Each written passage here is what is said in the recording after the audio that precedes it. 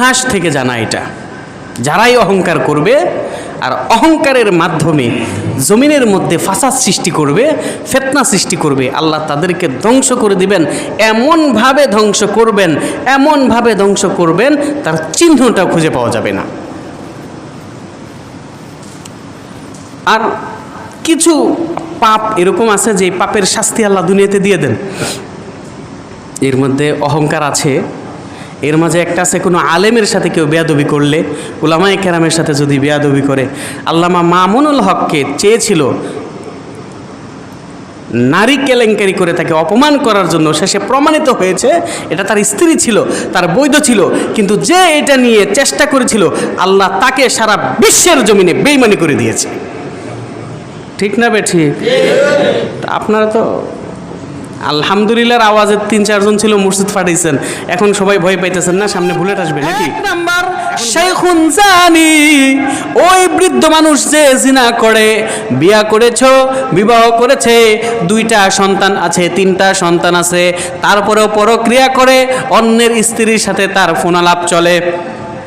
এইরকম কোন মানুষ যদি নিজের স্ত্রীকে রেখে বয়স হয়ে গেছে অন্য নারীর দিকে লোলুপ দৃষ্টিতে তাকায়, এই মানুষটাকে কিয়ামতের ময়দানে আল্লাহ রব্বুল আলামিন তার সাথে কোনো কথাও বলবেন না, তার দিকে তাকাবেন না, এবং তাকে গুনাহ থেকে আল্লাহ পবিত্র দান করবে না। 2 নাম্বার মালিকুন কাযাব। 2 নাম্বার, ভালো করে দায়িত্বশীল ক্ষমতাসীনগণ শুনে রাখেন, মালিকুন কাযাবুন, ওই নেতা যেই নেতা মিথ্যা বলে, ওই সরকার যেই সরকার মিথ্যা বলে, ওই বাদশাহ যেই বাদশাহ মিথ্যা বলে, এমপি হয়ে যদি মিথ্যা বলে, সরকার হয়ে যদি মিথ্যা বলে, প্রধানমন্ত্রী হয়ে যদি মিথ্যা বলে, চেয়ারম্যান হয়ে যদি মিথ্যা বলে, এলাকার মেম্বার দায়িত্বশীল হয়ে যদি মিথ্যা বলে, মসজিদের খতিব হয়ে যদি মিথ্যা বলে, ইমাম হইয়া যদি মিথ্যা বলে, সমাজের সমাজপতি হয়ে মিথ্যা বলে, এই সমস্ত মিথ্যুক যার মিথ্যা বলার দরকার নাই, তার কাছে ক্ষমতা আছে, ক্ষমতার দ্বারাই সে সমস্ত পরিস্থিতির মোকাবেলা করতে পারবে, তার তো মিথ্যা বলার দরকার নাই। এরপরেও মানুষদেরকে উল্টা বোঝানোর জন্য এই রকম ক্ষমতাশীল যদি মিথ্যা বলে, কিয়ামতের ময়দানে আল্লাহ রাব্বুল আলামিন তাদের সাথে কথাও বলবেন না, তাদের দিকে তাকাবেন না, এবং তাদেরকে গুনাহ থেকে পবিত্রতা দিবেন না। তাদের জন্য রয়েছে ভয়ঙ্কর জাহান্নামের আযাব। সেটা আভ্যন্তরীণ রোগ, আন্তরিক রোগ, মনের ব্যাধি। কিছু ব্যাধি এমন আছে, বাহ্যিকভাবে ক্যান্সার যেমন উপরের দিক থেকে বোঝা যায় না, যে উপরে মানুষটাকে দেখলে বোঝা যায় সে একদম সুস্থ সবল, স্ট্রোক করবো একটু পরে স্ট্রোক করবে লোকটা, এটা বোঝাও যায় না লোকটা যে স্ট্রোক করবে। তার যে কার্যক্রম তারা কিন্তু ভিতরে করে ফেলছে, সব আয়োজন রেডি, শুধু স্ট্রোক করায় ফেলবে, তাকে মৃত্যু হয়ে যাবে, এরকম বাহির দিক থেকে দেখলে বোঝা যায় না। তো আভ্যন্তরীণ কিছু রোগ আছে, ব্যাধি, অন্তরের ব্যাধি আছে। ওই ব্যাধিও যদি কাউকে ধরে তাহলে তার দুনিয়া না, তার আখিরাত বরবাদ হয়ে যায়। শারীরিক রোগের কারণে দুনিয়া বরবাদ হয়, আর আভ্যন্তরীণ রোগ যদি কারো থাকে তার আখিরাত বরবাদ হয়ে যায়। এই সমস্ত রোগের মাঝে একটা গেছে হিংসা। 2 নম্বর রোগ অহংকারের আলোচনা চলছে, সামনে আসবে গীবত, পরনিন্দা করা, এগুলো আসবে ধারাবাহিকভাবে। তো অহংকার এমন একটা মারাত্মক ব্যাধি, আপনারা দেখেছেন দুনিয়াতে যারাই অহংকার করেছিল তারাই এক একটা সমাজ, এক একটা দুনিয়া, এক একটা দুনিয়ার এক একটা সাইট তারা ধ্বংস করে দিচ্ছে। নূহ আলাইহিস সালামের জাতি যখন অহংকার করেছিল, পুরা জাতিকে আল্লাহ ধ্বংস করে দিচ্ছেন। ফিরআউন আদ জাতি যখন অহংকার করেছিল, পুরা জাতিকে আল্লাহ ধ্বংস করে দিচ্ছেন বিকট আওয়াজের দ্বারা। সামুদ জাতি অহংকার করেছিল, আল্লাহ তাদেরকে ধ্বংস করে দিচ্ছেন। আসহাবে আইকা, শুআইব আলাইহিস সালামের জাতি, তারা অহংকার করেছিল, তাদের অহংকারটা ছিল মাপে কম দেওয়ার মাধ্যমে। নবীরা দাওয়াত দিয়েছেন, কেউ শুনেনি, তাদেরকেও আল্লাহ ধ্বংস করে দিচ্ছেন।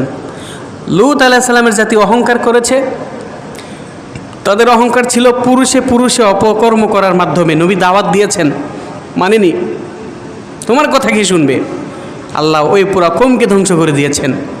ফেরাউন অহংকার করেছিল, ইউযাববিহুনা আবনাআহুম, তাদের সন্তানদেরকে জবাই করে দিত, ছিল তার অহংকার।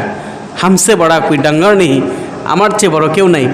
পুরা বনি ইসরায়েল জাতিকে অনেক কষ্ট দিয়ে ধ্বংস তো করেছে, শেষ পর্যন্ত ওই কিপ্তি জাতিকে আল্লাহ সমুদ্রে নিমজ্জিত করে ধ্বংস করে দিয়েছেন। অহংকার করেছে ইব্রাহিম আলাইহিস সালামের কওম। হামান, আল্লাহ তাআলা তাকেও ধ্বংস করে দিয়েছেন। অহংকার করেছিল কারুন, সম্পদের কারণে আল্লাহ তাকেও ধ্বংস করে দিয়েছেন, জমিনে দাবিয়ে দিয়েছেন। অহংকার করেছিল আসহাবে ফিল, হাতিওয়ালা গ্রুপ, যখন বাইতুল্লাহ আক্রমণ করতে এসেছিল রাসূলুল্লাহ সাল্লাল্লাহু আলাইহি ওয়াসাল্লামের জন্মের কিছুদিন আগে, তাদেরকেও আল্লাহ ধ্বংস করে দিয়েছেন। আল্লাহর নবীর জমানায় ইহুদিরা অহংকার করেছিল, কাফেররা অহংকার করেছিল। ওই অহংকারের কারণে আল্লাহ বদরের যুদ্ধে তাদের ওই অহংকারকে নিমজ্জিত করেছেন, ধ্বংস করেছেন। প্রত্যেক যুগে যুগে কিছু মানুষ অহংকার করে আর অহংকার করে ধ্বংসযজ্ঞ চালায়, যেই অহংকারের কারণে আল্লাহ তাআলাও অহংকারীর পরিণাম অনেক ভয়ঙ্কর দিয়ে থাকেন। এটা আমরা ইতিহাস থেকে জানা, ইতিহাস থেকে জানা এটা। যারাই অহংকার করবে আর অহংকারের মাধ্যমে জমিনের মধ্যে ফাসাদ সৃষ্টি করবে, ফিতনা সৃষ্টি করবে, আল্লাহ তাদেরকে ধ্বংস করে দিবেন। এমনভাবে ধ্বংস করবেন, এমনভাবে ধ্বংস করবেন, তার চিহ্নটাও খুঁজে পাওয়া যাবে না। আর কিছু পাপ এরকম আছে যে পাপের শাস্তি আল্লাহ দুনিয়াতে দিয়ে দেন।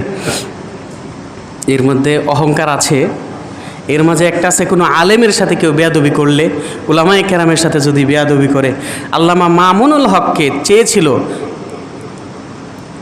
নারী কেলেঙ্কারি করে তাকে অপমান করার জন্য, শেষে প্রমাণিত হয়েছে এটা তার স্ত্রী ছিল, তার বৈধ ছিল, কিন্তু যে এটা নিয়ে চেষ্টা করেছিল আল্লাহ তাকে সারা বিশ্বের জমিনে বেঈমানি করে দিয়েছে। ঠিক না বে ঠিক? আপনারা তো আলহামদুলিল্লাহর আওয়াজের ৩-৪ জন ছিল, মসজিদ ফাটাইছেন, এখন সবাই ভয় পাইতেছেন না সামনে বুলেট আসবে নাকি? এখন ভয় লাগছে দিলের ভিতরে? আপনারা তো আসলে আজীব জাতি, আসলে আপনার আজীব জাতি। যেদিকে ঝড় সেদিকেই ছাতা। মসজিদে এসে যদি আল্লাহ ছাড়া অন্য কারো ভয় অন্তরে থাকে, আপনি কিসের মুসলমান? এই মুসলমানের মুসলমানিত্ব নাই। এটা কোন ধরনের মুসলমান? যখন মসজিদে চলে এসেছি তো আল্লাহ ছাড়া কাকে ভয় করবো? আর ভাইরা আমার, যারা চেয়েছিল আলেমদেরকে নির্যাতন করে, আলেমদের উপরে আলেমদেরকে বেইজ্জতি করার জন্য, আল্লাহ তাদেরকে বেইজ্জতি করেছেন যুগে যুগে। আল্লাহ ইন্না আউলিয়া আল্লাহ লা খাউফুন আলাইহিম ওয়া লা হুম ইয়াহজানুন। ভাই, এটাও অহংকারের পরিণতি। এক একজনের অহংকারের ধরন থাকে এক এক সাইটের। ক্ষমতাশীলদের অহংকারের ধরন একরকম, সম্পদওয়ালাদের অহংকারের ধরন একরকম, আমলওয়ালাদের অহংকারের ধরন একরকম, এলেমওয়ালাদের অহংকারের ধরন এক এক রকম। প্রত্যেক জায়গায় যারা অহংকার করে তাদের ধরন ভিন্ন ভিন্ন, কিন্তু শাস্তি সবার এক, কঠিন শাস্তি। দুনিয়াতে আল্লাহ কঠিন শাস্তি দিয়ে দেন, আর আখেরাতে তাদের জন্য বহু রকমের শাস্তি আছে। ওই যে এক একজনের ধরন অহংকার এক এক রকম হয়, তো আল্লাহ তাদেরকে এক এক রকম শাস্তি দান করেন। আমি আপনাদেরকে এই অহংকারের শাস্তির ব্যাপারে কিছু কথা বলবো। 11টা শাস্তির কথা বলবো আপনাদেরকে। 11 রকমের শাস্তি আল্লাহ তাআলা অহংকারীদেরকে দিয়ে থাকবেন, যার মধ্যে কিছু দুনিয়াতে হয়, কিছু আখেরাতে হয়। অহংকারের 1 নম্বর শাস্তি হলো, অহংকারীরা সকলেই জাহান্নামী, এরা জান্নাতে যেতে পারবে না। আরো আওয়াজ দিতে হবে। সকলেই মুখ খুলবেন, ইনশাল্লাহ কথা বলবেন, তাহলে আমাদের ঘুম আসবে না, আমরা বোঝার চেষ্টা করব। তো এই যে অহংকার একটা ব্যাধি, একটা রোগ। আমাদের শারীরিক রোগের যেমন ডাক্তার আছে, অহংকারের রোগেরও একটা প্রতিষেধক আছে, ডাক্তার আছে। এটার ঔষধ হলো নিজেকে ছোট মনে করা এবং নেক কাজ করা, আল্লাহর কাছে দোয়া করা।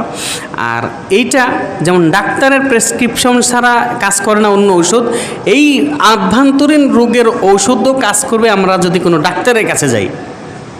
আর এই ডাক্তারগুলো হচ্ছেন যারা আধ্যাত্মিক রোগের মধ্যে যারা পারদর্শী আছেন ওনারা সব আলেম এই রোগের ডাক্তার না। এরা আল্লাহ তাআলা কিঞ্চিত কিছু মানুষদেরকেই এই যোগ্যতা দেন যারা মানুষের ভিতরের রোগের চিকিৎসা করে থাকেন। আমরা যদি আভ্যন্তরীণ ওই রোগ থেকে বাঁচতে চাই তাহলে আমাদের ওই রকম আল্লাহ ওয়ালাদের সংস্রবে যেতে হবে, তাদের সোহবত নিতে হবে, এবং সেখান থেকে আমার ভিতরে কি রোগ আছে এটা উনি দেখে বুঝে ফেলবেন, আমিও বুঝবো না। আয়নার দিকে তাকাইলে তো আমাকে অনেক সুন্দর মনে হয়, এখনও আমাকে যুবরাজের মতো মনে হয়, কিন্তু উনি চেহারা দেখলে বুঝবেন যে এই লোকটার ভিতরে এই অহংকার আছে, এই রোগ আছে, উনি ওই অনুযায়ী চিকিৎসাও দিবেন। এজন্য এই আভ্যন্তরীণ রোগ থেকে বাঁচতে হলে আমাদের আল্লাহ ওয়ালা আহলে দিল বুজুর্গের কাছে যাওয়ার ছাড়া কোনো উপায় নেই, বিকল্প নাই। না, আমরা চেষ্টা করব বুজুর্গদের সাথে সম্পর্ক রাখার জন্য। আবার বুজুর্গের সাথে সম্পর্ক রাখতে গিয়া ওই গাঞ্জাখোরের সাথে সম্পর্ক রাখবেন না। বন্ডপীরের আলামত আপনাদেরকে বলেছিলাম, মাথায় চুলের জট, পরনে সেলার শট, হাতে গাঞ্জার পট, ওদের কাছে যায় না। আবার যারা মাজারের পূজা করে, আখেরাতে আল্লাহ নবী বলেছেন শেষ জমানায় ইয়াকুনু ফি আখির জামান আদ-দাজ্জালুন আল-কাযযাবুন, অনেক দাজ্জাল, মিথ্যুক দাজ্জাল আসবে, তাদের মাঝে হলো দেওয়ানবাগি, আট্রসি, এমন যারা আছে ভণ্ড, তাদের কাছে আবার যায় না, বুঝে শুনে যেতে হবে। উলামায়ে কেরাম বলে দিবেন যে এই লোকটা সত্যিকারের ডাক্তার, তার কাছে যান। আল্লাহ আমাদেরকে বুঝে আমল করার তৌফিক দান করুন। আমরা যেমন দুনিয়াকে সাজানোর জন্য সচেষ্ট, 24 ঘন্টা দুনিয়ার জন্য মেহনত করি, আল্লাহ মাত্র দিনে 5 বার, তাও 10 মিনিট করে আমাদেরকে সময় চেয়েছেন। তদ্রূপ সারাদিন আপনি সারা মাস লাগায় দেন না কাজে, মাসে একদিন অন্তত, একদিন 2 দিন অন্তত আধা বেলা কোনো আহলুল্লাহ আল্লাহওয়ালার কাছে গিয়ে সময় কাটান, তার কথা শুনেন, তাহলে এইরকম রোগ থেকে আমরা বাঁচতে পারবো এবং আমলে আখলাকে আমাদের মজা পাবো ইনশাআল্লাহ। তো 1 নাম্বার অহংকারের ক্ষতি হলো, অহংকারীরা কি? সবাই বলতে হবে, অহংকারীরা কি? জাহান্নামী। আল্লাহ তাদেরকে জাহান্নাম দিবেন, জাহান্নামে প্রবেশ করবে তারা। বুখারী শরীফের 6071 নম্বর হাদিস, আন হারেসা ইবনে ওয়াহাব আল খুজাই রাদিয়াল্লাহু তাআলা, হারেসা ইবনে ওয়াহাব আল খুজাই রাদিয়াল্লাহু তাআলা বলেন, ক্বালা রাসূলুল্লাহ সাল্লাল্লাহু আলাইহি ওয়াসাল্লাম, আল্লাহর নবী ইরশাদ করেছেন, আলা উখবিরুকুম বি আহলিল জান্নাহ, এই সাহাবীরা আমি কি তোমাদেরকে জান্নাতি কারা এদের কথা বলে দিব? সাহাবায়ে কেরাম বললেন, হ্যাঁ হুজুর অবশ্যই বলে দেন। আল্লাহ নবী বলেন, কুল্লু যঈফিন মুতাযাঈফিন, প্রত্যেক নরম এবং দুর্বল প্রকৃতির মানুষেরা হবে জান্নাতি। যঈফ মানে দুর্বল, গরিব, আর মুতাযাঈফ মানে বিনয়ী, নিরহংকার, নিজেকে ছোট মনে করে। লাউ আকসামা আলাল্লাহি লা আবাররাহ, যদি আল্লাহর কাছে কোনো কসম করে ফেলে আল্লাহ তাকে অবশ্যই তার কসমকে পূরণ করেন, তার কথা আল্লাহ শুনেন। এমন ছিল দুনিয়াতে অনেক গরিব, অনেক অসহায়, এমনকি গোলাম, স্বাধীন মানুষ পর্যন্ত না, কিন্তু আল্লাহর কাছে তার মূল্য ছিল আকাশচুম্বী। এত মূল্য আল্লাহ তাকে দিয়েছেন তার ইবাদতের কারণে, আমলের কারণে, নিজেকে ছোট মনে করার কারণে। হযরতে হাসান বসরি রাহমাতুল্লাহি আলাইহি, আপনারা তো চিনেন ওনাকে নাকি? ওনার কথা তো শুনেছেন। উনি এমন ছিলেন যার মা ছিলেন উম্মে সালমা রাদিয়াল্লাহু তাআলা আনহার বাদী, আজাদকৃত বাদী। উম্মে সালমা কে ছিলেন? আল্লাহর নবীর স্ত্রী ছিলেন উম্মে সালমা। হাসান বসরির মা তাকে ছোট রেখে যখন কাজ করতে যাইতেন আর ক্ষুধায় যিনি কান্নাকাটি করতেন, তখন উম্মে সালমা নিজে তার স্তনের দুধ তাকে পান করাইতেন। তো রাসূলের ফ্যামিলি, স্ত্রীদের ঘরে ঘরে তারা যাওয়া, খেলা করা তার অভ্যাস হয়ে গেছিল। এই হাসান বসরি যুগ শ্রেষ্ঠ একজন আলেম এবং আবেদ হয়েছিলেন। হাসান বসরিকে একজন বলেছিলেন, হুজুর আপনি উত্তম নেই, কুকুরটা উত্তম। ওনাকে প্রশ্ন করার পরে উনি কিছুক্ষণ চুপ করে বলেন যে আমি তো এই প্রশ্নের উত্তর দিতে পারবো না, আমি তো জানি না আখেরাতে আল্লাহ আমাকে মাফ করবেন কিনা, যদি আল্লাহ আমাকে মাফ না করেন আমি এই কুকুর চেয়ে কেমনে ভালো হই। এরপর থেকে তিনি রাস্তায় যখনই কুকুর দেখতেন আল্লাহর কাছে বলতেন, মালিক আয় আল্লাহ পাক, এই যে কুকুর রাস্তা দিয়ে হেঁটে যায়, এই কুকুরের রুসে আল্লাহ আমি নাদান হাসান বসরিকে তুমি মাফ করে দাও। রাস্তায় যখন কুকুর দেখতেন তখন বলতেন, আল্লাহ এই কুকুরের উসিলে তুমি আমার মাফ করে দাও, এটাও তো তোমার একটা মাখলুক। এই হাসান বসরির যে মুরিদান ছিল, খলিফা ছিল, তাদের মধ্যে একজন খলিফা হচ্ছেন আব্দুল ওয়াহাব ইবনে জায়েদ। ওই আব্দুল ওয়াহাব ইবনে জায়েদ উনি ছিলেন অনেক বড় একজন বুজুর্গ আল্লাহওয়ালা। তিনি এমন বুজুর্গ ছিলেন যে আল্লাহর কাছে দোয়া করতেন, আল্লাহ আমার সাথে যে জান্নাতে, ওনার কাহিনীগুলো বললে সময় পার হয়ে যাবে, আমার সাথে যে জান্নাতে থাকবে তাকে আমাকে দুনিয়াতে দেখায় দাও। 3 দিন দোয়া করার পরে আল্লাহ তাকে স্বপ্নে দেখাইছেন যে অমুক আফ্রিকার জঙ্গলে গিয়ে দেখবা অমুক কালো এক বাদী ছাগল রাখালি করে, সে তোমার জান্নাতের সাথে হবে। সে গিয়ে দেখে কালো কুচকুচে এক মেয়ে ছাগল পালতেছে, আর আশেপাশে যে হায়না ভেড়িয়া যাকে বলা হয় এইগুলোকে পাহারা দিচ্ছে, আর সে দাঁড়ায় দাঁড়ায় নামাজ আদায় করতেছে। তাড়াতাড়ি সে নামাজ পড়ে বলে, আব্দুল ওয়াহাব তোমার সাথে তো ওয়াদা জান্নাতে, তো এইখানে কেন আসছো আমার সাথে সাক্ষাৎ করতে? আরে তোমাকে আমি নাম বলিনি, তুমি আমাকে কিভাবে জানলা? কেন, আমাদের রূহ জগতে তো পরিচয় সেই রূহ জগতেই হয়েছে, আবার আমাদের ওয়াদা আল্লাহ জান্নাতে মিলিত করবেন। এই বাদী ছিল একজন, ছাগলের রাখাল ছিল, তার মর্যাদা আল্লাহ কি দিয়েছেন। ওই আব্দুল ওয়াহাব যে আল্লাহর ওলি হয়েছেন এটারও একটা কাহিনী আছে। ওই যে আমি বলতেছি লাউ আকসামা আলাল্লাহ লা আবাররাহ, দুর্বল নিকৃষ্ট প্রকৃতির আমাদের চোখে এমন মানুষ যারা জান্নাতি, এরা আল্লাহর কাছে যদি কসম করে ফেলে আল্লাহ এদেরকে কসম অবশ্যই পূর্ণ করে, এদের কথা আল্লাহ শুনে। কেমন তারা? ওই আব্দুল ওয়াহাব ছিল একজন ধনী মানুষ। আব্দুল ওয়াহাব সম্পদ ছিল, সম্পদশালী হওয়ার কারণে ওই জমানার নিয়ম অনুযায়ী তার গোলাম ছিল। আব্দুল ওয়াহাবের একটা গোলাম, ওই গোলামটা আব্দুল ওয়াহাবের সাথে এই মর্মে চুক্তিতে আবদ্ধ হলো, ওগো আমার মনিব, ওগো আমার মনিব, আপনার খেদমত আমি সারাদিন সকাল থেকে বিকাল পর্যন্ত করব, কিন্তু মনিব রাত্রের বেলায় আমাকে ছুটি দিতে হবে, এই অন্ধকার রজনীতে আমি আপনার খেদমত করতে পারবো না।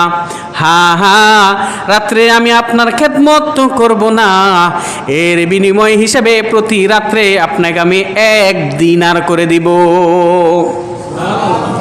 আব্দুল ওয়াহাব রাজি হয়ে গেলেন। ঠিক আছে, আব্দুল ওয়াহাব রাজি হয়ে গেছেন।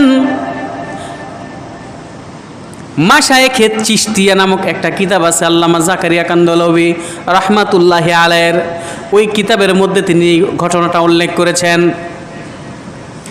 তিনি রাজি হয়ে যাওয়ার পরে তিনি যখন দিনের বেলায় বাহিরে যায়, মানুষ বলে, আব্দুল ওয়াহাব রে, তোমার গোলাম তো রাতের বেলায় কাফন চুরি করে, আর অন্যরা বলে তোমার গোলাম রাতের বেলায় জুয়া খেলে, তুমি তো রাতের বেলায় তাকে ছেড়ে দিয়েছো, এই অন্ধকার রজনীতে তোমার গোলাম অন্যায় কাজ করে বেড়ায়।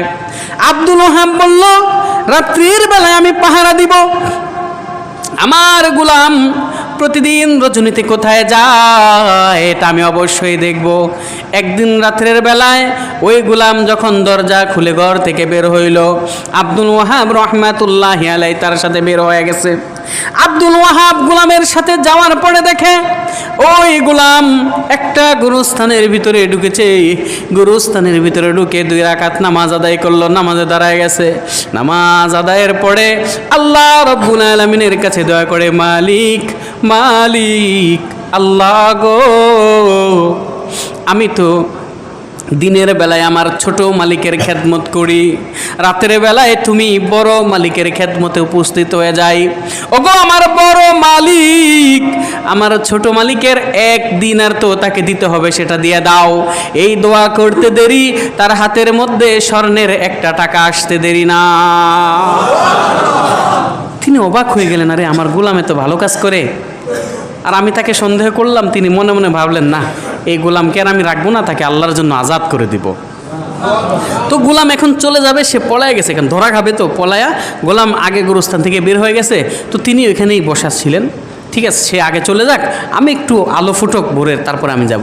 তো ফজরের পরে যখন ভোরের আলো ফুটলো, সে গুরুস্থান থেকে বের হয়েছে। গুরুস্থান থেকে বের হওয়ার পরে তো এলাকার চিনে না, আরে এটা কোথায় আসলাম, আর চিনে না কিছু, কোথায় যাব। পরে এক ভাইকে জিজ্ঞেস করলো, ভাই আমার বাড়ি অমুক জায়গায়, আমি সেখানে যাব, কিভাবে যাব?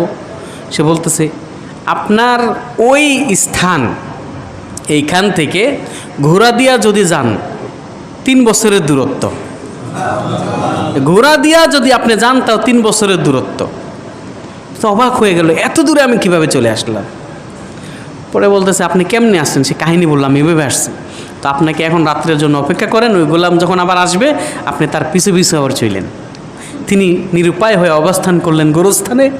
রাত্রেবেলায় আবার গোলাম আসছে, নিয়ম অনুযায়ী আমল করলো, তিনি তার পিছনে পিছনে চলতে শুরু করলেন। তখন গোলাম বলতেছে, আব্দুল ওয়াহাব, তুমি আমাকে সন্দেহ করেছিলা, আমি তওবা করেছি, ভালো হয়ে যাব।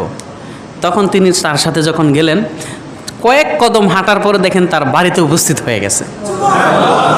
বাড়িতে উপস্থিত হওয়ার পরে গোলাম বলতেছে, তুমি না ওয়াদা করেছিলে আমাকে আজাদ করে দিবা? তিনি বলেন, হ্যাঁ আমি ওয়াদা করেছি, আজাদ করে দিব। তাকে আজাদ করে দিল। তখন তাকে একটা মাটির টুকরা দিলেন, না ওটা তোমাকে দিলাম, আর তো দেওয়ার কিছু নাই।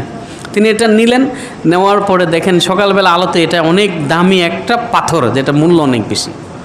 কিন্তু আব্দুল ওয়াহাব যা বুঝার বুঝে গেছেন, এই সম্পদ সব আল্লাহর রাস্তায় দান করে নিজেও আল্লাহ ওয়ালা একজনকে খুঁজে তার কদমে পড়ে এমন ইবাদত করলেন, যুগ শ্রেষ্ঠ আল্লাহর ওলি হয়ে গেছেন। আল্লাহর এমন কিছু দুর্বল বান্দা আছেন, গরিব বান্দা আছেন, নরম বান্দা আছেন, দেখলে বোঝা যায় না, কিন্তু আল্লাহর কাছে সে অনেক দামি। এই জন্য আল্লাহর নবী বলেন, ওগো সাহাবী, আমি কি তোমাদেরকে জান্নাতবাসীদের ব্যাপারে বলবো? জান্নাতবাসী হলো ওই সমস্ত মানুষ, কুল্লু যায়িফিন, যারা দুর্বল, মুতাদাইফিন, যারা অনেক আমাদের সমাজে আমাদের চোখে নিকৃষ্ট, নিজেদেরকে অনেক ছোট মনে করে, মানুষ তার দিকে আঙ্গুল তোলে না, এই লোকটাকে দেখলে কেউ সালাম দেয় না, সম্মান করে না, এরা হলো আল্লাহর জান্নাতি মানুষ। লাউ আকসামা আলাল্লাহি লা আবাররা, এরা যদি আল্লাহর কাছে কোনো কারণে একবার আল্লাহর কোনো কসম করে ফেলে, আল্লাহর কাছে মুখ খুলে বলে, আল্লাহ এই জিনিসটা আমার লাগবে, আল্লাহ রাব্বুল আলামিন সাথে সাথে তাদের মনোবাসনা পূরণ করে দেয়। কোরআনের আয়াত এটা রয়েছে, আলা ইন্না আউলিয়া আল্লাহ লা খাউফুন আলাইহিম ওয়ালা হুম ইয়াহজানুন। আল্লাহ রাব্বুল আলামিন নিজেই বলেন, যারা আল্লাহর ওলি হয়ে গেছে, যারা আল্লাহর মুহাব্বতের পাত্র হয়ে গেছে, তাদের কিয়ামতের ময়দানে কোনো ভয় থাকবে না, তাদের কোনো পেরেশানি থাকবে না, চিন্তাও থাকবে না। এরা হচ্ছেন আল্লাহওয়ালা বুজুর্গ হয়ে গেছেন। এরপর আল্লাহ বলেন, আল্লাহ নবী বলেন, আল্লাহ উখবিরুকুম বি আহলিন নার, আমি কি তোমাদেরকে জাহান্নামীদের কথা বলবো? কে জাহান্নামী? হ্যাঁ বলেন, কুল্লু উতুল্লিন, প্রত্যেক কর্কশ স্বভাবের লোক, জাওয়াজিন, এবং শক্ত পাষাণ্ড হৃদয়ের লোক, মুতাকাব্বির, এবং অহংকারী, যাদের অন্তরটা থাকবে পাষাণ্ড পাষাণ, যাদের মেজাজ থাকবে করকর, যাদের মেজাজটা খারাপ থাকবে, কথা বলতে মুখে কোনো রসকস নাই, এবং যারা অহংকারী হবে এরা হচ্ছে জাহান্নামী, নাউজুবিল্লাহ। আল্লাহর নবী বলে গিয়েছেন। মুসনাদে আহমদের 6719 নম্বর হাদিস, ইলতাকা আব্দুল্লাহ ইবনে উমর ও আব্দুল্লাহ ইবনে আমর ইবনুল আস আলাল মারওয়া। আব্দুল্লাহ ইবনে উমর, আব্দুল্লাহ ইবনে আমর, দুইজন সাহাবী, মারওয়া পাহাড়ের উপরে দুইজনের দেখা হলো। ফাতাহাদ্দাসা, দুইজনে গল্প করলেন। কথা বলার পরে মাজা আব্দুল্লাহ ইবনে আমরিন ওয়া বাকি আব্দুল্লাহ ইবনে উমর ইয়াবকি, আব্দুল্লাহ ইবনে আমর চলে গেলেন। আব্দুল্লাহ ইবনে উমর রাদিয়াল্লাহু তাআলা আনহু, দুই সাহাবী, একজন আব্দুল্লাহ ইবনে আমর, আরেকজন আব্দুল্লাহ ইবনে উমর। আব্দুল্লাহ ইবনে আমর যখন চলে গেলেন, আব্দুল্লাহ ইবনে উমর ওই পাহাড়ের উপরে বসে বসে কান্দে। এক লোকে বলে, ওগো আব্দুর রহমান, আব্দুল্লাহ ইবনে উমরের উপাধি ছিল আব্দুর রহমান, ওগো আবু আব্দুর রহমান, তুমি কেন গো কান্দো? এইখানে তোমার কান্না করার কারণ কি? আব্দুল্লাহ ইবনে উমর বলে, এই যে লোকটা অর্থাৎ আব্দুল্লাহ ইবনে আমর ইবনুল আস রাদিয়াল্লাহু আনহু এই মাত্র গেল, জামা সে বলেছে আন্নাহু সামিয়া রাসূলুল্লাহ সাল্লাল্লাহু আলাইহি ওয়াসাল্লাম ইয়াকুল, সে শুনেছে আল্লাহর নবী বিশ্ব নবী রাহমাতুল লিল আলামিন ইরশাদ করেছেন, মান কানা ফি কলবিহি মিসকালা হাববাতিন মিন খারদালিন মিন কিবির, যার অন্তরের ভিতরে একটা সরিষা দানা পরিমাণ অহংকার থাকবে, আকাব্বাহুল্লাহু আলা ওয়াজহিহিন নার, আল্লাহ তার চেহারাকে উল্টো পায়ে ধরে টানতে টানতে জাহান্নামে নিক্ষেপ করে দিবে। এই জন্য আমি কান্না করতেছি, এটা বলতেছে আমার ভয় হয় আমি আব্দুল্লাহ ইবনে উমরের মনে যদি সরিষা পরিমাণ অহংকার আইসা পড়ে তাহলে তো আল্লাহ আমাকে জাহান্নামে দিবে, আমার কি উপায় হবে, আমার কি অবস্থা হবে, এই জন্য আমি কান্দি। আমার ভাইরা, অহংকারের এক নম্বর শাস্তি কি জানলাম আমরা? অহংকারীরা জাহান্নামী। এরপরে সব ভাই কথা বলে না, এরপরে সমস্ত ভাইরা কথা বলেন। আপনারা কথা না বললে ঘুম ধরবে, কথা বলতে হবে, কথা বলতে হবে। বলেন তো অহংকারীদের এক নম্বর শাস্তি কি? জাহান্নামী। ক্ষতি এটা। অহংকারের দুই নম্বর ক্ষতি, আল্লাহ রাব্বুল আলামিন তাদের দিকে কিয়ামতের ময়দানে রহমতের নজরে তাকাবেন না। কোনো অপরাধী যখন কোনো বিচারকের কাছে যায় আর সে যদি তার দিকে একটু তাকায়, তার চেহারাটার দিকে একটু চিন্তা করে, তার মনটা নরম হয়, তার শাস্তি কম করেন, ক্ষমা করেন, কিন্তু সেদিন আল্লাহ তার দিকে তাকাবেই না, তার দিকে আল্লাহ তাকাবেন না। মুসলিম শরীফের 106 নম্বর হাদিস, عن أبي هريرة رضي الله تعالى عنه قال قال رسول الله صلى الله عليه وسلم, আল্লাহর নবীর সাহাবী আবু হুরায়রা রাদিয়াল্লাহু আনহু বলেন, قال رسول الله, আল্লাহর নবী বলেছেন, সালাসাতুন লা ইউকাল্লিমুহুমুল্লাহু ইয়াউমাল কিয়ামা, তিন ধরনের মানুষ যাদেরকে আল্লাহ রাব্বুল আলামিন কিয়ামতের ময়দানে তাদের সাথে কোনো কথা বলবে না, ওয়ালা ইউযাক্কিহিম, তাদেরকে আল্লাহ গুনাহ থেকে পবিত্র করবে না। ক্বালা আবু মুআবিয়া রাবি এই হাদিসের তিনি বলেন, ওয়ালা ইয়ানজুরু ইলাইহিম, তাদের দিকে আল্লাহ কিয়ামতের ময়দানে তাকাবেও না। ওয়ালা হুম আযাবুন আলীম, এই মানুষগুলো রয়েছে, ওই মানুষগুলোর রয়েছে ভয়ঙ্কর শাস্তি, দরদময় শাস্তি, দগ্ধময় শাস্তি। এই মানুষগুলো কারা? আবু হুরায়রা বলেন, এক নাম্বার শাইখুন জানি, ওই বৃদ্ধ মানুষ যে জিনা করে, বিয়া করেছো, বিবাহ করেছে, 2টা সন্তান আছে, 3টা সন্তান আছে, তারপরেও পরক্রিয়া করে, অন্যের স্ত্রীর সাথে তার ফোনালাপ চলে। এইরকম কোন মানুষ যদি নিজের স্ত্রীকে রেখে বয়স হয়ে গেছে অন্য নারীর দিকে লোলুপ দৃষ্টিতে তাকায়, এই মানুষটাকে কিয়ামতের ময়দানে আল্লাহ রাব্বুল আলামিন তার সাথে কোনো কথাও বলবেন না, তার দিকে তাকাবেন না, এবং তাকে গুনাহ থেকে আল্লাহ পবিত্র দান করবে না।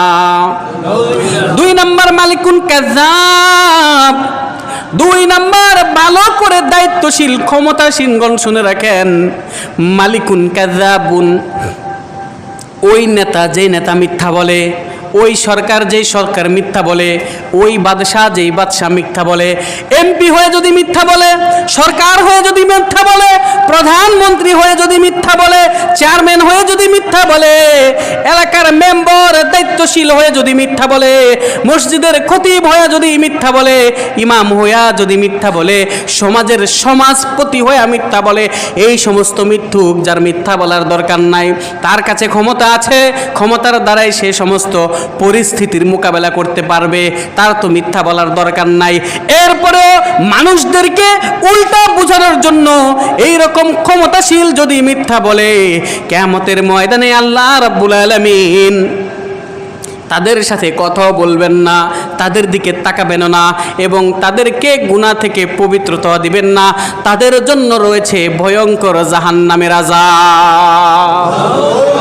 3 নাম্বার হচ্ছে ওয়াইলিন মুস্তাকবির, গরিব মানুষ যে অহংকারী হয়, কিছু মানুষ তো সম্পদের কারণে অহংকারী হয়। তার তো অন্তত একটা হুজুর আছে, আল্লাহ তুমি আমাকে সম্পদশালী বানিয়েছো, সম্পদের মোহে পড়ে আমি অহংকার করেছি, এই মানুষটা সম্পদের কারণে অহংকারী হয়েছে। আর কিছু মানুষ হয়েছে গরিব, সম্পদ নাই তারপরে অহংকার করে, এইরকম অহংকারীর দিকে আল্লাহ তার দিকে তাকাবে না। গরিব হয়ে যদি অহংকার করে, সম্পদ কিছু নাই, আছে কিছু মানুষ গড়ে একবেলা খাইলে আরেক বেলা খাওয়ার জায়গা নাই, কিন্তু রাস্তা দিয়ে হাঁটলে একদম দেখবেন পিছন দিক দিয়ে লঙ্গিটারে উঠাইয়া কাদের মধ্যে নিয়া আর ডান হাতে একটা ওই যে ইল বাবা টানতে টানতে হাঁটতেছে। আছে না না এরকম? বহু আছে। এখানে হয়তো কম দেখেন, আমাদের গ্রামে গেলে বেশি দেখা যায়। পিছনের দিক দিয়ে লুঙ্গি উঠে যায় হাঁটে, জানেননি হাঁটুর চেয়ে একটু উপরে ওঠে, বেশি হয় না, কিন্তু এমনি একটা সিস্টেম আছে, এমনি ধরবে লুঙ্গিটারে আর এমনি সিগারেট টানতে টানতে যায়। অনেক অহংকারী আছে এরকম, বহু অহংকারী আছে। এই হচ্ছে 2 নম্বর শাস্তি, এদের দিকে আল্লাহ তাআলা তাকাবে না। বুখারী শরীফের 3665 নম্বর হাদিস, আন ইবনে উমর রাদিয়াল্লাহু তাআলা আনহু قال قال رسول الله صلى الله عليه وسلم, আল্লাহর নবী বিশ্ব নবী ইরশাদ করেছেন, মান জাররা সাওবাহু খুয়ালা লা ইয়ানজুরু ইলাইহি আল্লাহু ইয়াউমাল কিয়ামা। আল্লাহর নবী বলেন, যেই মানুষটা অহংকারের কারণে নিজের কাপড়টাকে লম্বা করে অহংকার নিয়ে বুকটাকে টান টান করে চলে, আর টাকনুর নিচে লুঙ্গি পরে, টাকনুর নিচে প্যান্ট পরে, এই লোকগুলোর দিকে আল্লাহ রাব্বুল আলামিন কিয়ামতের দিন তাকাবে না। সবাই বলেন তো নাউজুবিল্লাহ। ঠিক আছে, কারণ আমরা তো অধিকাংশ এমন আছি, আমাদের এই যে আমার পায়ের প্যান্ট যখন পরে তাদের পায়ের অর্ধেক পর্যন্ত আইসা পড়ে, প্যান্ট কিন্তু জুতার অর্ধেক পর্যন্ত আইসা পড়ে। এটা অহংকারের কারণে করে, ভাব নেই আর কি, এটা একটা ভাব। আর উল্টা আছে, কেউ ভাব নেই, ভাব নিয়ে এটা ছোট করতে গিয়ে একদম হাঁটুর উপরে উঠে ফেলে, হাফ প্যান্ট পরে পরে, হাফ প্যান্ট বিন্দা বিন্দা রাস্তায় করে। আর কেউ আছে ওই ভাব নিয়ে একদম পায়ের অর্ধেক পর্যন্ত ঢেকে ফেলে। এইরকম অহংকারীদের দিকেও আল্লাহ রাব্বুল আলামিন কিয়ামতের দিকে তাকাবেন না। উল্টা আল্লাহ মহিলাদেরকে বলছেন টাকনুর ঢাইকা রাখবে আল্লাহর নবী, মহিলারা কি করে প্রত্যেক পায়জামা টাকনুর উপরে পরে।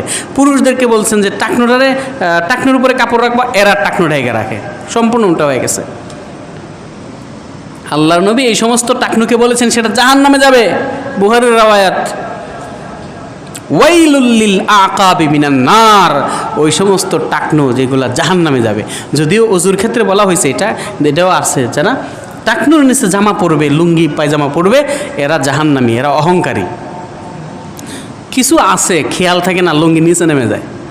লুঙ্গি তো পড়ছেন, সামনে দিয়ে 3 তালা হয়ে গেছে, লুঙ্গি যারা পড়তে পারে না দেখবেন সামনে দিয়ে 3 তালা বিল্ডিং হয়ে গেছে, 3 বাজ হয়ে গেছে, আর পিছন দিক দিয়ে টাকনুর নিচে চলতেছে। আছে না এরকম?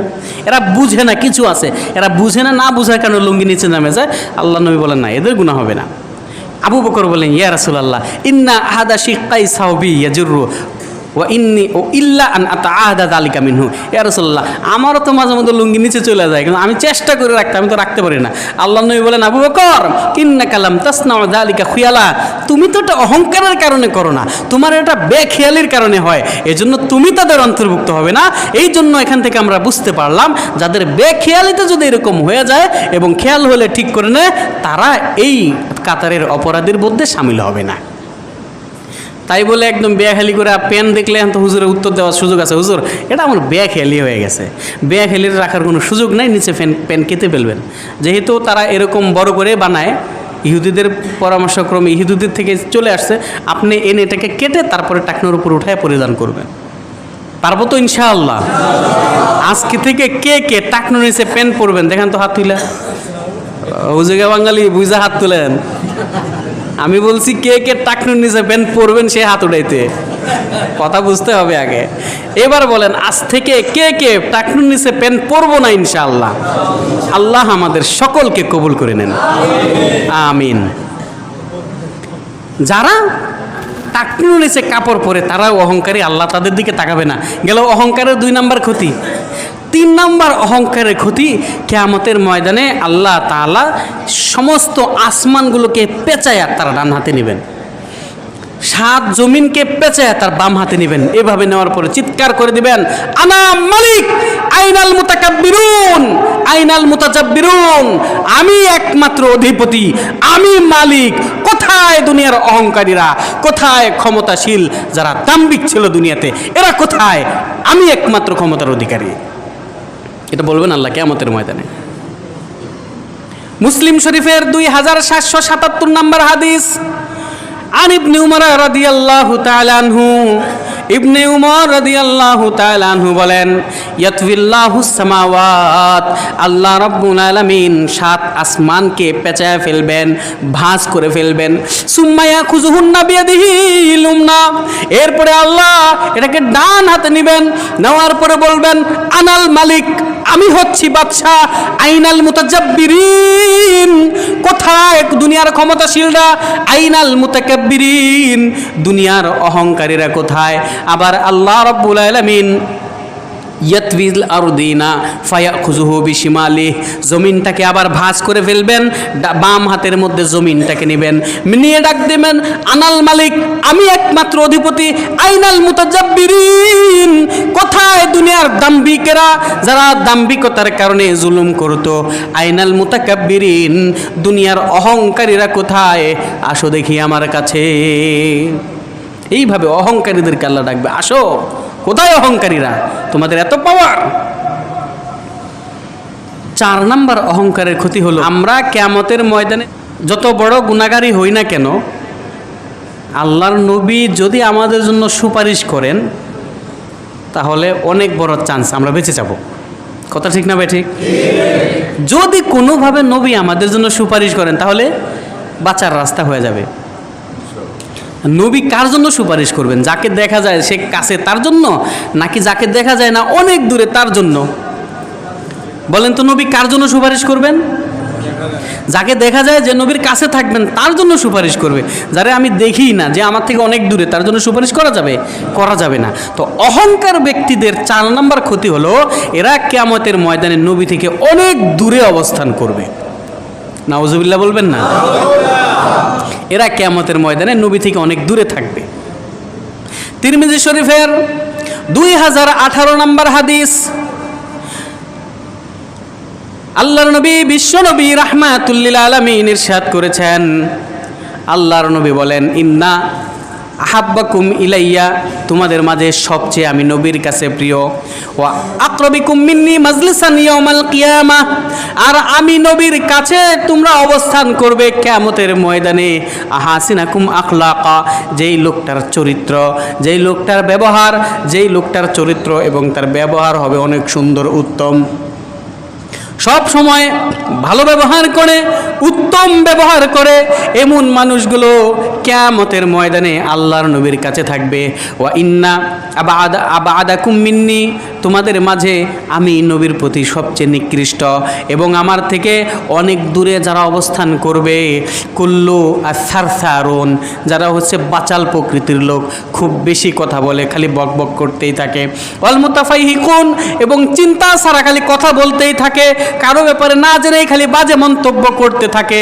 3 নাম্বার আল মুতাফাইহিকুন, 3 নাম্বার হলো অহংকারী, যারা অহংকার করবে আর যারা বেশি বাচাল হবে, অনর্থক কথা বলবে, অনর্থক বেশি মিথ্যা মিথ্যা কথা বলতে থাকবে। এই 3 ধরনের মানুষ আমি নবী থেকে কিয়ামতের ময়দানে অনেক দূরে অবস্থান করবে, বহুত দূরে থাকবে, কোনো ফায়দা হবে না। 5 নাম্বার অহংকারের ক্ষতি, অহংকারীরা কিয়ামতের ময়দানে পিঁপড়ার মতো করে, অহংকারীদের সূরত কিয়ামতের ময়দানে পিঁপড়ার আকৃতি নিয়ে তারা জাহান্নামে যাবে। তারা পিঁপড়ার আকৃতি নিয়ে তারা জাহান্নামে যাবে।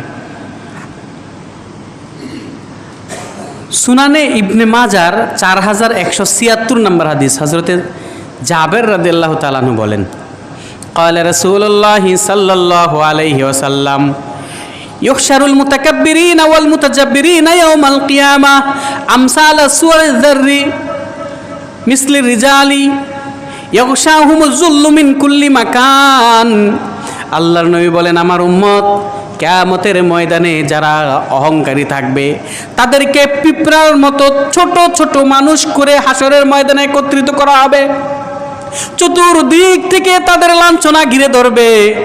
লাঞ্ছনা অপমাননার কারণে তারা এত ছোট হয়ে থাকবে। সুম্মা ইসওয়াকুনা ইলা সিজনিন ফি জাহান্নাম, জাহান্নামের একটা জেলখানার দিকে তাদেরকে নিয়ে যাওয়া হবে। ইউকালু লাহু বুলাস, এটার নাম থাকবে বুলাস। তালুহুল নারুল আনিয়ার, যত ভয়ঙ্কর ভয়ঙ্কর কঠিন কঠিন শাস্তি জাহান্নামে থাকবে, সবচেয়ে দগ্ধময় আগুনটা ওই জেলখানার ভিতরে থাকবে। ওয়াইসকাউনা মিন উসারাতি আহলিন নার, ওই জেলখানায় তাদেরকে জাহান্নামীদের পচা রক্ত ও মিন তিনাতিল খাবাল, এবং তাদের পচা পোষগুলোকে খাওয়ার জন্য দেওয়া হবে। আকৃতি তো পিঁপড়ার মতো করা হবে। বুলাস নামক জেলখানায় জাহান্নামের ভিতরে নেওয়া হবে। জাহান্নামীদের পুঁজ, জাহান্নামীদের পচা রক্ত, এগুলো তাদেরকে খাওয়ার জন্য দেওয়া হবে। এই জন্য অহংকার যাদের অন্তরে বাসা বাঁধবে, তাদের অহংকার থেকে তাদের অন্তরটাকে ঠিক করা উচিত। ভাই, স্ত্রীকে উপর জুলুম করেন, আপনার অহংকার আমি পুরুষ। অধীনস্থের উপরে জুলুম করেন, আপনার অহংকার আমি মালিক। প্রত্যেকের স্থানে আমরা অহংকার কারণেই আমরা এই সমস্ত গুনাহের ভিতরে জড়িত লিপ্ত থাকি। অহংকারের 7 নাম্বার ক্ষতি, আল্লাহ তাআলা জাহান্নামকে গঠনই করছেন অহংকারীর জন্য। নাউজুবিল্লাহ। আল্লাহ জাহান্নামকে বানাইছেনই অহংকারীর জন্য। বুখারী শরীফের 4850 নাম্বার হাদিস, হযরতে আবু হুরায়রা রাদিয়াল্লাহু তাআলা আনহু বলেন, আল্লাহর নবীর সাহাবী আবু হুরায়রা রাদিয়াল্লাহু তাআলা আনহু বলেন, তোমরা কারা গো? আমি আল্লাহর নবীকে বলতে শুনেছি, তাহাজ্জাতিল জান্নাতু ওয়ান নার, জান্নাত এবং জাহান্নাম পরস্পর বাগ বিতণ্ডা লিপ্ত। জান্নাত এবং জাহান্নাম নিজে নিজে কথা বলে। ফাকালাতিন নার উসিরতু বিল মুতাকাব্বিরিন ওয়াল মুতাজাব্বিরিন, জাহান্নাম বলে আল্লাহ রাব্বুল আলামিন আমার মাঝে দাম্ভিকদেরকে দিবেন আর অহংকারীদেরকে দিবেন। আর জান্নাত বলে মালি লা ইয়াদখুলুনি ইল্লা যুআফাউন নাস ওয়া সাকাতুহুম, কি হলো আমি জান্নাতের ভিতরে একমাত্র দুর্বল প্রকৃতির মানুষ, নিম্ন শ্রেণীর মানুষগুলো আমার জান্নাতে প্রবেশ করব। ব্যাপারটা কি? জাহান্নামে সব দাম্ভিক অহংকারীগুলোরে নিয়ে গেল, আমি জান্নাতের মধ্যে মাত্র নিম্ন শ্রেণীর গরিব প্রকৃতির মানুষগুলো থাকলো। আল্লাহ রাব্বুল আলামিন তাদের এই কথা শুনবে পড়ে, জান্নাত রে, ইন্নাকি রহমাতি, তুমি আমার রহমত, আমি আরহামু বিকি মান আশাউ মিন ইবাদি, তুমি তো আমার রহমত, আমি আল্লাহ যেই বান্দাকে খুশি ওই বান্দাকে তোমার মাধ্যমে রহম করব, দয়া করব। আর জাহান্নামকে বলল, জাহান্নাম রে, তুমি হচ্ছে আমার গজব, ইন্নাকি গজবি, তুমি আমার গজব, আমার যাকে ইচ্ছা তোমার মাধ্যমে তাকে আমি শাস্তি দান করব, এতে আমি আল্লাহর উপরে কথা বলার কেউ নাই। বানানোই হয়েছে, জাহান্নামকে দেওয়াই হয়েছে অহংকারীদেরকে, দাম্ভিকদেরকে। 8 নাম্বার অহংকারের ক্ষতি, অহংকারীরা কখনো জান্নাতে যেতে পারবে না। অহংকারীরা জান্নাতে যেতে, এটা 7 নাম্বার হবে, মাঝখানে হয়তো একটা নাম্বার বেশি বলে ফেলছে। অহংকারীরা জান্নাতে যেতে পারবে না। মুসলিম শরীফের 91 নম্বর হাদিস, হযরতে আব্দুল্লাহ ইবনে মাসউদ রাদিয়াল্লাহু তাআলা আনহু বলেন, ক্বালা রাসূলুল্লাহ সাল্লাল্লাহু আলাইহি ওয়াসাল্লাম, লা ইয়াদখুলুন নার মান কানা ফি কলবিহি মিসকাল হাববাতিন মিন ঈমান, যেই মানুষটার অন্তরে ঈমান সরিষা দ্বারা পরিমাণও থাকবে সে জাহান্নামী হবে না। ওয়ালা ইয়াদখুলুল জান্নাতা মান কানা ফি কলবিহি মিসকাল হাববাতিন মিন কিবির, যার অন্তরে সরিষা দানা পরিমাণ অহংকার থাকবে সে জান্নাতে প্রবেশ করতে পারবে না। সরিষা দানা পরিমাণ ঈমান আছে, জাহান্নামে যাবে না। সরিষা পরিমাণ অহংকার আছে, সে জান্নাতে যাবে না। যেই ঈমানের স্থান কলব, যেই কলবের ভিতরে ঈমান থাকবে সেই কলবে অহংকার আসতে পারে না, আর যেই কলবের ভিতরে অহংকার থাকবে সেখানে ঈমান আসতে পারে না। এটা হচ্ছে 7 নাম্বার। 8 নাম্বার অহংকারের ক্ষতি দেখেন, অহংকারীরা মানুষের নজরে কুকুর এবং খিঞ্জিরের চেয়ে নিকৃষ্ট। নাউজুবিল্লাহ। অহংকারীরা মানুষের নজরে কুকুর এবং খিঞ্জিরের চেয়ে নিকৃষ্ট।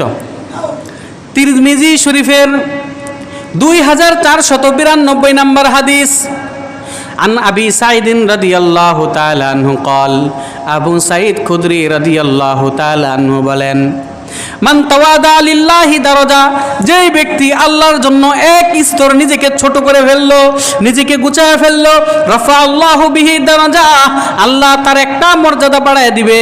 ওমান তাকাব্বারা লিল্লাহ, যেই ব্যক্তি আল্লাহর জন্য একবার অহংকার করবে, আল্লাহর সাথে অহংকার করবে, কোনো আমল নিয়ে অহংকার করবে, ওয়াজাহুল্লাহ, আল্লাহ তাকে নিকৃষ্ট করে দিবে। হাত্তা ইয়াজআলাহু ফি আসফালিস সাফিলিন, আল্লাহ ওই লোকটাকে সবচেয়ে নিকৃষ্ট মানুষদের অন্তর্ভুক্ত করে দিবে। মিশকাত শরীফের 5119 নম্বর হাদিস, হযরত উমর ইবনে খাত্তাব রাদিয়াল্লাহু তাআলা আনহু বলেন, ইয়া আইয়ুহান নাস তাআযাউ, হে মানুষগুলো তোমরা নিজেকে ছোট মনে করো। ফাইন্নি সামিতু রাসূলুল্লাহি সাল্লাল্লাহু আলাইহি ওয়াসাল্লাম ইয়াকুল, আমি আল্লাহর নবীকে বলতে শুনেছি। আল্লাহর নবী বিশ্বনবী বলেন, ক্বালা রাসূলুল্লাহ সাল্লাল্লাহু আলাইহি ওয়াসাল্লাম, আল্লাহর নবী বলেছেন, মান তাওয়াদা লিল্লাহি রাফাআহুল্লাহ, আল্লাহর জন্য কোনো ব্যক্তি যদি নিজেকে ছোট মনে করে, আল্লাহর জন্য নিজেকে ছোট ভাবে, আল্লাহর জন্য নিজেকে অপরাধী গুনাহগার মনে করে, নিজেকে বড় ভাবে না, এই লোকটাকে আল্লাহ রাব্বুল আলামিন সম্মানী বানায় দিবেন। ফাহুয়া ফি আইনিহি সগীর, ওই লোকটা নিজের চোখে অনেক গুনাহগার, অনেক ছোট। ফি আয়ুনিন নাসি কাবীর, মানুষদের চোখে যে থাকবে অনেক বড়, মনে হয় আমি দুনিয়ার সবচেয়ে বড় গুনাহগার, অথচ আল্লাহর নজরে সে সবচেয়ে বড় বুজুর্গ। মনে হয় আমি জাহান্নামী, আল্লাহ বলেন তুই জান্নাতি। মনে হয় আমি সবচেয়ে বেশি সুন্দর, আল্লাহ বলেন গোলাম তুই সবচেয়ে বেশি সুন্দর। আল্লাহর নবী বলেন, ওমান তাকাব্বারা ওয়াজাহুল্লাহ, যেই ব্যক্তি অহংকার করবে আল্লাহ তাকে নিকৃষ্ট করে দিবেন, আল্লাহ তাকে লাঞ্ছিত অপমানিত করবেন। ফাহুয়া ফি আইনিহি কাবীর, সে নিজের চোখে অনেক বড় দেখে। অফি আয়ুনিন নাসি সগীর, মানুষের চোখে সে নিকৃষ্ট। হাত্তা লাহুয়া আহওয়ানা আলাইহিম মিন কালবিন আও খিনজির, এমনকি এই লোকটা মানুষের নজরে কুকুর এবং খিনজিরের চেয়েও নিকৃষ্ট হয়ে যায়। আছে না কিছু মানুষ নিজেদেরকে অনেক পাওয়ারফুল মনে করে, নিজেদেরকে অনেক কিছু মনে করে, অথচ মানুষের নজরে তারা কুকুর খিনজিরের চেয়ে নিকৃষ্ট। কুকুরের চেয়ে নিকৃষ্ট না। কিছু মানুষ মারা গেলে মানুষে বলে আলহামদুলিল্লাহ, আছেন এরকম? ফেসবুকে ঢুকে দেখবেন, কোনো মানুষ মারা গেছে খবর শুনছে বলে আলহামদুলিল্লাহ। এটা কোন ধরনের মানুষ? কেমন জীবন তুমি গঠন করলা? তোমার ইন্তিকালে মানুষ বলে আলহামদুলিল্লাহ। এই জন্য আল্লাহ নবী আরেক হাদিসে বলেন, আল্লাহ তাআলা একজন ফেরেশতা নির্ধারণ করে রেখেছেন। আগে একটা উদাহরণ দিই। উপরের থেকে ছাদের থেকে একটা দড়ি নেমে গলার মধ্যে বাঁধছেন, আর জমিন থেকে একটা দড়ি লাগায়া আপনার টাকুর মধ্যে বেঁধেছেন। তাহলে আপনি যদি নিচের দিকে যেতে চান তাহলে টান লাগবে কোন দড়িতে? উপরের দড়িতে। আর যদি উপরের দিকে উঠতে চান তাহলে টান লাগবে কোন দড়িতে? নিচের দড়িতে। তদ্রূপ আল্লাহ নবী বলেন, এক ফেরেশতা আল্লাহ নির্ধারণ করে দিয়েছেন, যেই প্রথমে নিজেকে ছোট করার জন্য মাথা নত করে, আল্লাহর ফেরেশতা তাকে ধরে সমন্বিত উজ্জ্বল করে দেয়। আর যেই ব্যক্তি অহংকার করে বড় হওয়ার জন্য মাথা উঁচু করে, আল্লাহ তাআলা ওই ফেরেশতা তাকে টাকনুতে ধরে টেনে তাকে নিমজ্জিত করে দেয়। এজন্য যারা নিজেদেরকে ছোট মনে করবে, আমি সবচেয়ে বড় গুনাহগার, আমি সবচেয়ে খারাপ, আমি সবচেয়ে অবহেলিত, আমি হয়তো জাহান্নামী, আমি কোনো ভালো না, আমার ভিতরে ভালো কোনো আমলই নাই, এই জিনিসটা যার অন্তরে চলে আসবে সেই জান্নাতি। আর যদি আরে আমি তো 5 ওয়াক্ত নামাজি, আমি কত ভালো মানুষ, আমি কত ভালো চলি, আমি পয়সাওয়ালা, আমি অমুকওয়ালা, আমি দানবীর, আমি সুন্দর, আমার চেহারা সুন্দর, আমি ফিটফাট, এই রকম ধারণা যারা করবে এরাই অহংকারী। আর অহংকারের কারণে ক্ষতিগ্রস্ত হয়ে যাবে। যদি তওবা করে মানুষ না হয়, আল্লাহ তাকে জাহান্নাম দিবেন। ইতিহাস সাক্ষী, যারা অহংকার করেছে আল্লাহ তাদেরকে জমিনের ভিতরে ডাবায় দিচ্ছেন। 9 নম্বর অহংকারের ক্ষতি হলো, যারা অহংকার করবে আল্লাহ তাদেরকে জমিনে ডাবায় দেন, নিমজ্জিত করে দেন। তিরমিজি শরীফের, মুসলিম শরীফের 2088 নম্বর হাদিস, আন ইবনে উমর রাদিয়াল্লাহু তাআলা আনহু قال আল্লাহর নবীর সাহাবী ইবনে উমর রাদিয়াল্লাহু তাআলা আনহু বলেন, বাইনামা রাজুলুন ইয়ামশি, এক ব্যক্তি রাস্তা দিয়ে হাঁটতেছিল, কদ আজাবাতহু জুম্মাতুহু, তার মাথার বাবরি চুল তার কাছে অনেক সুন্দর মনে হয়। মাথার বাবরি চুল তার কাছে খুব ভালো লাগলো, বাহ আমার কত সুন্দর বাবরি চুল। অবুরদাহু, তার শরীরে যে দুইটা চাদর ছিল, তার শরীরের যে জামা ছিল, জামাটা অনেক সুন্দর এবং দামি। এই জামাটার ভিতরে সে অহংকার করতে লাগলো। জমিনে হাঁটতেছে, তার মাথার চুল আর জামার কারণে অহংকার করে। খুসিফা বিহিল আরদু, সাথে সাথে জমিন বিদীর্ণ হয়ে সে জমিনে পড়ে গেল। ফাহুয়া ইয়াতাজালজালু ফিল আরদি হাত্তা তাকুমুস সাআ, এই লোকটা কিয়ামত পর্যন্ত জমিনের নিচে ডাবতেই থাকবে। কিয়ামত হয়ে যাবে, কিয়ামত পর্যন্ত জমিনে সে ঢুকতেই থাকবে, ঢুকতেই যাবে। বুখারী শরীফের 3485 নম্বর হাদিস, একই মজমুন। হযরতে আবু হুরায়রা রাদিয়াল্লাহু তাআলা আনহু বলেন, এক ব্যক্তি অহংকারের কারণে তার কাপড়টাকে টেনে টেনে হাঁটতেছিল। জাররা সাউবাহু খুয়ালা, অহংকারের কারণে ইজ খুসিফা বিহিল আরদু ফাহুয়া ইয়াতাজালজালু ফিল আরদি হা ইলা ইয়াউমিল কিয়ামা, সে কিয়ামত পর্যন্ত জমিনের ভিতরে ডাবতেই থাকবে, ডাবতেই থাকবে।